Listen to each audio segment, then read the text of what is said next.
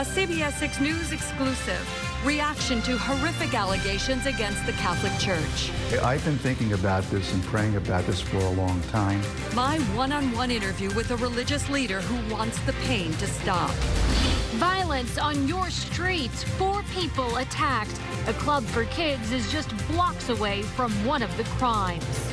A new beginning. A new chief intends to rebuild a crumbling divide between police and the public. Gunshots, screams, and panic. The video from yesterday's shooting in Cincinnati that will shake you to the core.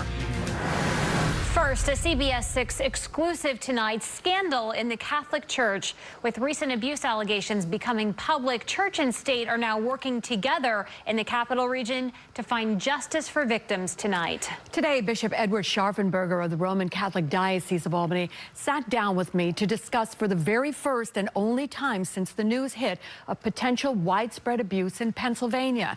And we began the discussion with yesterday's revelation that he had offered to provide all the records and documentation on the local church's handling of past allegations to the district attorney's office. Bishop Scharfenberger told me he made that offer in the morning before the attorney general had announced that subpoenas were being served on all 8 New York dioceses. I've been thinking about this and praying about this for a long time. And I've consulted and I thought of different ways of doing it. You know, I know some bishops have called for a kind of an internal investigation, but of course anything in-house has the appearance of, you know, if you're paying somebody to do an investigation, even if they are independent, how credible really is that? Mm-hmm. So I finally came to the conclusion that the best way to do it is to ask the professionals who do this, who are independent. So thus my letter to the district attorney, Mr. Soares. In his response, the DA said he, quote, remains cautiously optimistic about the level of access to be granted. Will he be given full access? Absolutely, he does. To all documents and interviews? If I were in his position, that's exactly what I would say. But I'm happy that that optimism is part of it. We would fully cooperate. I have nothing to hide. In 2002, Catholic bishops adopted some broad new policies to restore trust in the church. Since that time, the Diocese of Albany has conducted 37,440 background checks on staff and volunteers, and nearly 36,000 people have completed a safe environment training at least once. That includes everyone from priests and deacons, school staff, and volunteers. This year, school teachers and administrators are being retrained. The New York State Attorney General, Barbara Underwood, has established a hotline to call if you have information on church abuse or if you yourself have been a victim in the past. It's on your screen right now. There's the number, 1-800-771-7755. And coming up tonight at 5:30, Bishop Scharfenberger talks to me about whether this sex abuse scandal is having an impact on church and school attendance here in the Albany Diocese. Then at 6:30, an extended discussion with the bishop on the accountability of church leaders, including the Pope. Some tragic breaking news at this hour. TMZ is reporting that rapper Mac Miller has died of an apparent overdose. Authorities say Miller was found around noon at his San Fernando Valley home and was pronounced dead at the scene. A native of Pittsburgh, Miller has flirted with mainstream stardom, featured on hit songs like The Way with former girlfriend Ariana Grande. He was only 26 years old. New at 5, campus police at UAlbany are investigating a sex assault reported overnight. No arrests have been made at this time, and this is a statement from University Police today. The University Police Department has identified and spoken to all parties involved in the reported sexual assault on Colonial Quad Thursday night and is confident that there's no ongoing danger to the campus community. UAlbany students return to campus for classes on August 27th, and we'll have more updates on this story as they come into our newsroom. Developing right now, active investigations in the city of Troy after 2 shootings and a stabbing that all happened within just 1 week. The growing violence is causing concern tonight among residents, particularly where and how early in the day these dangerous crimes are taking place. CBS 6's Lindsay DeLucia is live outside the Troy Police Department tonight with the latest on these investigations. Lindsay. Well, and we are told that no arrests have been made yet in either Wednesday night's shootings or last night's armed robbery that resulted in a stabbing, but we are told that they're all being investigated vigorously.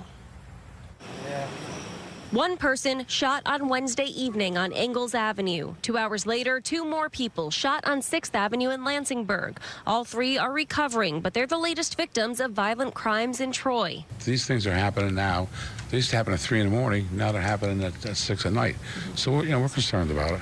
Mike Manipella is the executive director at the Lansingburg Boys and Girls Club, less than a mile from Wednesday night's second shooting. The club does have lockdown practices in place when these things happen so close to it, but they also worry about how that's impacting the kids. We talk to the parents and, have them sit down and try and explain what's going on.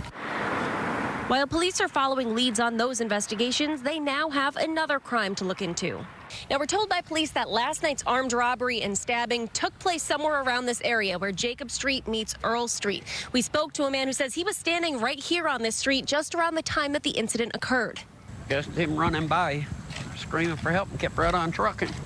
This man showed us a trail of blood drops along the sidewalk. He says he and others called an ambulance. That's where the medic rigs picked them up. Police say the victim, in his 30s, received a laceration wound after being stabbed by some sort of sharp weapon by 2 or 3 men. We're told he was treated and released from the hospital. Quite a scary situation. Police did not have any more information today on any of these investigations. We will keep you updated as we learn more at CBS6Albany.com. We're reporting live in Troy. I'm Lindsay DeLucia, CBS 6 News. All right, Lindsay, thanks very much. This was the scene in late July in Albany as Acting Chief of Police Robert Sears enjoyed his piping out ceremony. Sears stepped out from his post to retire from the police department. He left the department during a really tumultuous time in Albany, a summer with multiple stabbings and shootings, as the total number of fatalities in that city has already surpassed last year's total. So a new start, a new beginning today for the city and the police department as the new chief, Eric Hawkins, was officially sworn in by Mayor Kathy Sheehan. CBS 6's Leanne DeRosa was there as the chief took to his post during these challenging times.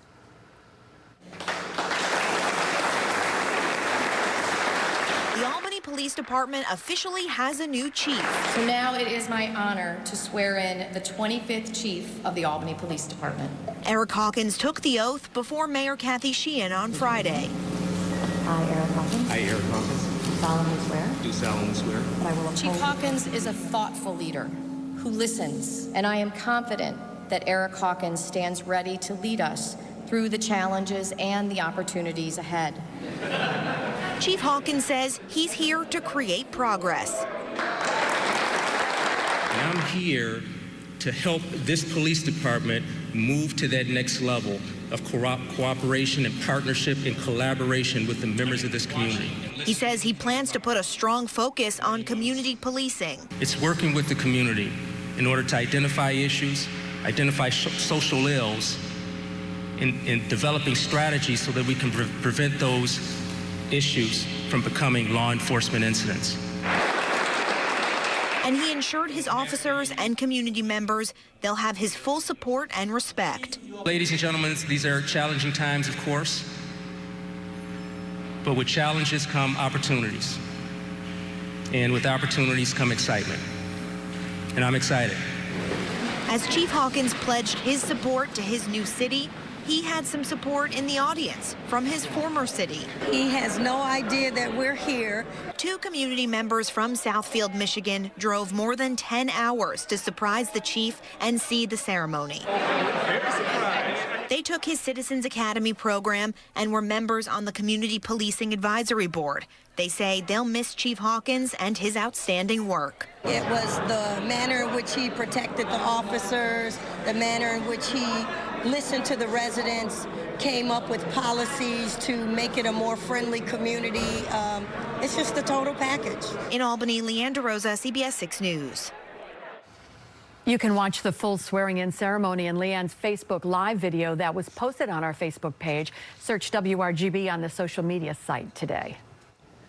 And And it's been a case of the haves versus the have-nots today in terms of sunshine. Bright skies across the north, and that's where we find the lion's share of the sunshine right now. We're getting some in the capital region, points east and south. Still fairly cloudy, though, as the frontal band cloudiness has been very, very slow to leave us. It will gradually this evening and overnight tonight, and has had an impact on temperatures, with Bolton Landing at 78, but Kingston only 72, and Pittsfield at 70. Everybody's dry, so aside from the cloud cover where you have it, the weather is pleasant. So no issues for Friday night football tonight. Look for temperatures to slip back generally into the mid to upper 60s over the next several hours, with just some patchy clouds left over from the capital region north and a bit more overcast to the south. We'll see a quiet night tonight again as the cloud cover tends to leave the region. There will be some areas of fog developing that could be locally thick, especially across the north country, and temperatures will be settling back into the mid 50s. It's a fall feel to the weekend, I think, in terms of the air mass. I'll be talking about that and how low temperatures will go Saturday night, plus a rainmaker coming in for Monday. That's all coming up.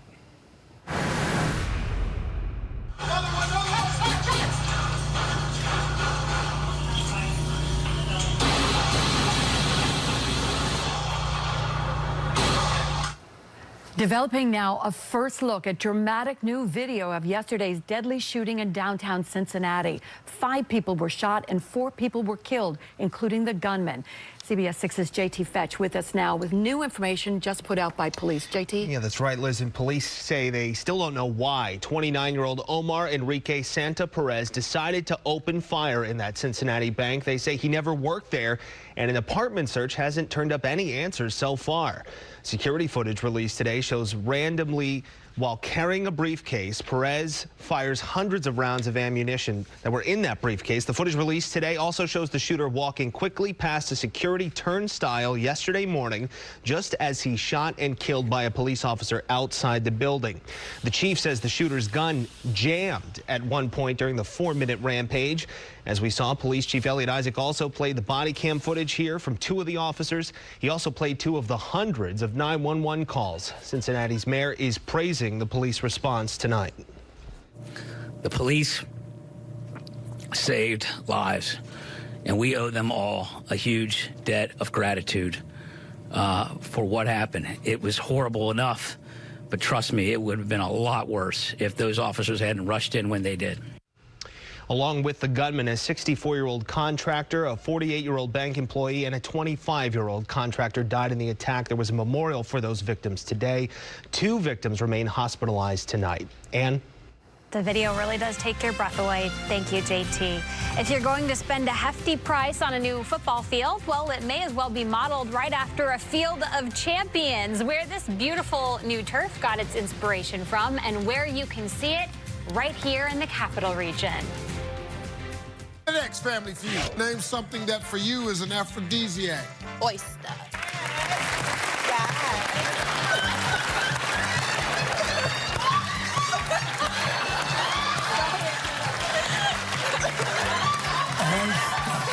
Tonight at 7:30 on CBS 6.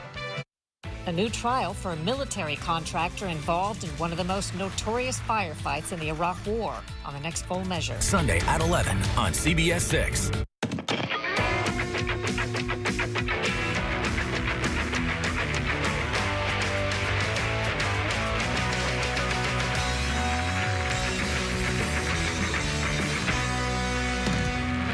They've made the largest impact in Capital Region history.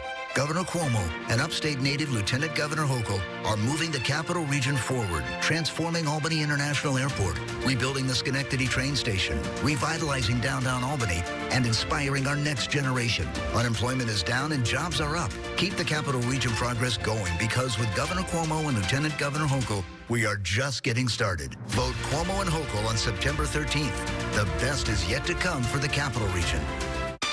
It's Raymore and Flanagan's 65th anniversary sale. Save up to 23% on living rooms, 24% on dining and bedrooms, and up to $1,000 on mattress sets with 0% APR for an incredible 72 months. Comfort test to power recliner or mattress with adjustable base to enter for a chance to win a 2019 Mercedes-Benz GLC 350e. The 65th anniversary sale. Raymore and Flanagan. As a rapper, Antonio Delgado gave voice to extreme New York City values. He'd vote the same way in Congress, pushing New York City's interests at our expense, leaving upstate voiceless. Delgado's liberal agenda, $32 trillion in new government spending, nearly doubling the debt. Who'll pay? You. Higher taxes on upstate families. Who'll benefit most? New York City. Antonio Delgado. He's still New York City's voice, not ours. Congressional Leadership Fund is responsible for the content of this advertising. Is this the world's best sandwich? Nope. Lance's real peanut butter between two toasted crackers is the best. Pick up some tasty sandwich crackers from Lance. When you're looking for something different and over the top, you need to shop and experience the Furniture House at both locations. You'll find furniture that you just won't find anywhere else. Unique, affordable, quality, American-made. We've been here for over 35 years, and we deliver anywhere in the continental U.S. Do yourself a favor. Come visit the Furniture House, Saratoga Lake in Queensbury, New York. An act of defiance against police in Fresno, California has this man behind bars tonight. Take a closer look here. 23-year-old Adolfo Lopez was already on top of this police SUV when an officer spotted him. Several officers tried to talk him down for about a half hour, but he just wouldn't budge. At one point, he did jumping jacks on the roof and smashed the lights with his foot. Eventually, as you just saw, officers physically took him down. He was arrested and taken to a hospital. CBS 6 is your official back-to-school station this season. A solemn annual tradition today at the Christian Brothers Academy in Albany. They're honoring the victims of 9/11, the terrorist attacks, as the 17th anniversary of that infamous tragedy approaches. The CBA marching band played during the special flag-raising ceremony. Happening tonight, it looks just like the football field the New England Patriots play on, only you don't have to travel to Foxborough, Mass. to see it. Tonight, LaSalle Institute will become the first private school in the capital region with a synthetic field identical to the surface graced by the 5-time Super Bowl champs over at Gillette Stadium. It's a field fit for Tom Brady, only this is a home field. It's breathtaking, and it really is. It kind of gives me chills every time I walk out. Tonight at 6 p.m., coaches from LaSalle Institute are holding a pregame ceremony on this opening night to celebrate their new synthetic turf, just like the one the New England Patriots play on during the NFL season. And it's exactly what the Patriots play on over at Foxborough. The field isn't just benefiting football players. Soccer, lacrosse, and track and field teams will also compete here. And it'll also be accessible by the entire student body through physical education courses. The turf is Vertex Prime Turf, the best one we could have got. We have brand new lights. The whole investment is about $2.4 million for the field, and we also have a brand new strength and conditioning room. LaSalle Institute is a college prep school for boys from 6th to 12th grade, and now home to one of the finest football fields around as the team gets ready for this season's first home game tonight. From a field standpoint, this is going to be as good as any of them. Tonight's those type of memories that you make in high school that you remember for the rest of your life. And LaSalle's home opener versus Columbia kicks off tonight at 7 p.m. on the new field. CBS 6 News with Steve LaPointe, the Weather Authority. And I start this evening up at Lake George, where skies have been pretty bright today. It's nice up at Lake George. Our Freihofer sky camera view, temperature 75 degrees. There is a bit of a breeze here, and I think as we head through the weekend, the air is going to turn a little bit cooler, and we're still going to maintain a bit of a breeze. So a bit of a fall-like feel coming up, especially as we get into Saturday night, and Sunday. But boy, we've been tracking the clouds all day. Visible satellite picture again indicating northern areas getting the lion's share of the sunshine. Berkshire's southern areas pretty socked in still with the cloud deck. The front that went through yesterday is pretty slow to move its way off the coast, and that cloud band was pretty thick. So still dealing with some of that. Not producing any rainfall, though, so if skies do look ominous at your location, no rain threat coming up this evening. We are dry. Temperatures largely in the 70s from the capital region up to Saratoga Springs to Queensbury right now. It's low to mid-70s. Bennington to Manchester, low 70s. Pittsfield now 70, but Great Barrington with a bit more in the way of clouds at 69. Kingston right now 72. So it's nice out there. Of course, the humidity is down a lot. hot with dew points now generally in the mid to upper 50s and will drop a bit more as we head into the week. In fact, we might see dew points going as low as the 30s by late Saturday night. So a very, very dry air mass poised to our north is set to come in. Right now, the wind is light out of the south at 6 miles an hour. So overnight tonight looks good. Temperatures generally fall back into the mid 50s across the area. Far northern areas up in the Adirondacks, there'll be some pockets that drop back into the mid 40s. Some areas of fog too, especially across the north, that could become locally thick, but that will burn off tomorrow morning. And we'll probably start tomorrow with a little bit of patchy cloudiness, but should go over to bright skies everywhere. So everybody enjoys sunshine. But look at these temperatures below average for a change. Typical high now this time of the year at 75, and I'm thinking most of us anywhere from the 60s to right around 70 in the Capital District and points south in the Hudson Valley. So again, a coolish feel to the day coming up on Saturday for sure, but overall very, very nice weather conditions. And nice up at Lake George, but check out the temperatures, thinking highs generally low 60s tomorrow with plenty of sunshine. There will be this gusty north to northeast wind, maybe gusting as high as 20 miles an hour at times. So that again is going to give the day a chilly feel despite having all the sunshine. Now Sunday too is looking fine.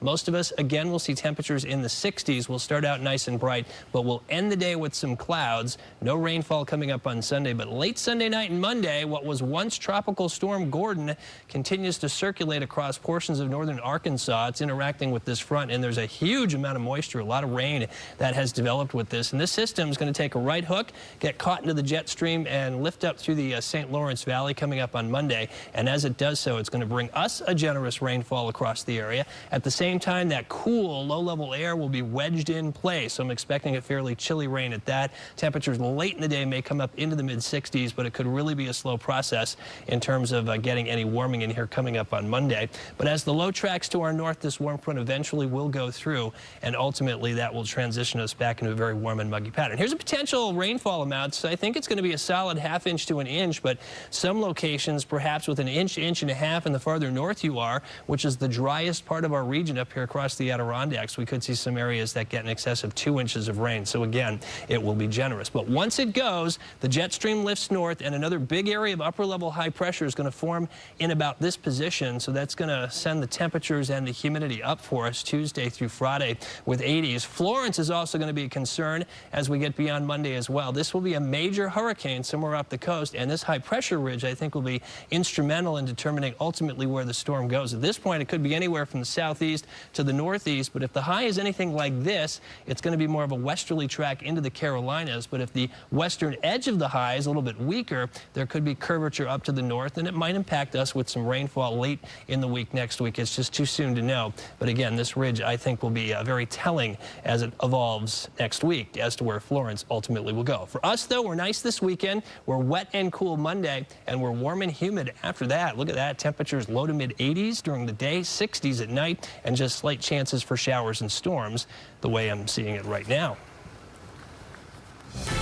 All right, thank you very much, Steve. All right, are you finding yourself starving during work? Why experts are saying no lunch break may not be the worst.